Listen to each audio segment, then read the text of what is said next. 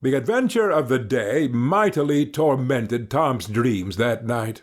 4 times he had his hands on that rich treasure, and 4 times it wasted to nothingness in his fingers as sleep forsook him, and wakefulness brought back the hard reality of his misfortune.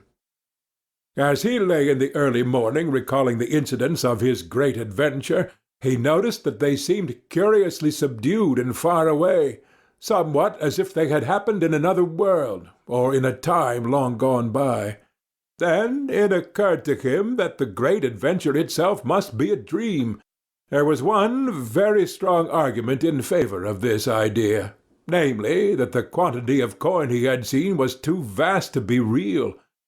He had never seen as much as $50 in one mass before, and he was like all boys of his age and station in life, in that he imagined that all the references to hundreds and thousands were mere fanciful forms of speech, and that no such sums really existed in the world. He never had supposed for a moment that so large a sum as $100 was to be found in actual money in any one's possession. If his notions of hidden treasure had been analyzed, they would have been found to consist of a handful of real dimes and a bushel of vague, splendid, ungraspable dollars. But the incidents of his adventure grew sensibly sharper and clearer under the attrition of thinking them over, and so he presently found himself leaning to the impression that the thing might not have been a dream after all. This uncertainty must be swept away. He would snatch a hurried breakfast and go and find Huck. Huck was sitting on the gunwale of a flatboat, listlessly dangling his feet in the water and looking very melancholy. Tom concluded to let Huck lead up to the subject. If he did not do it, then the adventure would be proved to have been only a dream. Hello, Huck. Hello yourself. Silence for a minute. Tom, if we'd 'a' left the blamed tools at the dead tree, we'd 'a' got the money. Oh, ain't it awful? 'Tain't a dream, then. 'Tain't a dream. Somehow I most wish it was. Dogged if I don't, Huck. What ain't a dream? Oh, that thing yesterday. I've been half thinking it was. Dream? If them stairs hadn't broke down, you'd 'a' seen how much dream it was. I've had dreams enough all night, with that patch-eyed Spanish devil going for me all through 'em. Rot him.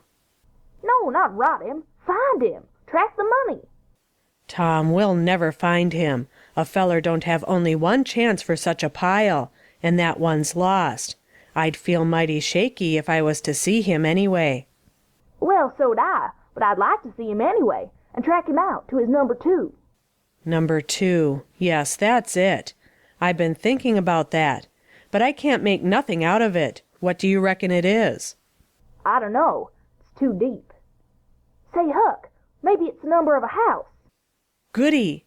No, Tom, that ain't it. If it is, it ain't in this one-horse town. They ain't no numbers here. Well, that's so. Let me think a minute. Here, it's the number of a room. In a tavern, you know. Oh, that's the trick. They ain't only 2 taverns. We can find out quick. You stay here, Huck, till I come. Tom was off at once. He did not care to have Huck's company in public places. He was gone half an hour. He found that in the best tavern, number 2 had long been occupied by a young lawyer, and was still so occupied. In the less ostentatious house, number 2 was a mystery.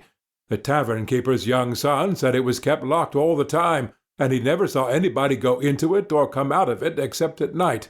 He did not know any particular reason for this state of things, had some little curiosity, but it was rather feeble, had made the most of the mystery by entertaining himself with the idea that the room was haunted, had noticed that there was a light in there the night before. That's what I found out, Huck. I reckon that's the very number 2 we're after. I reckon it is, Tom. Now what are you going to do? Let me think. Tom thought a long time. Then he said, I'll tell you. The back door of that number 2 is the door that comes out into that little close alley behind the tavern and the old rattle-trap of a brick store. Now you get hold of all the door keys you can find, and I'll nip all of Auntie's, and the first dark night we'll go there and try 'em. And mind you, keep a lookout for Injun Joe, because he said he was going to drop into town and spy around once more for a chance to get his revenge.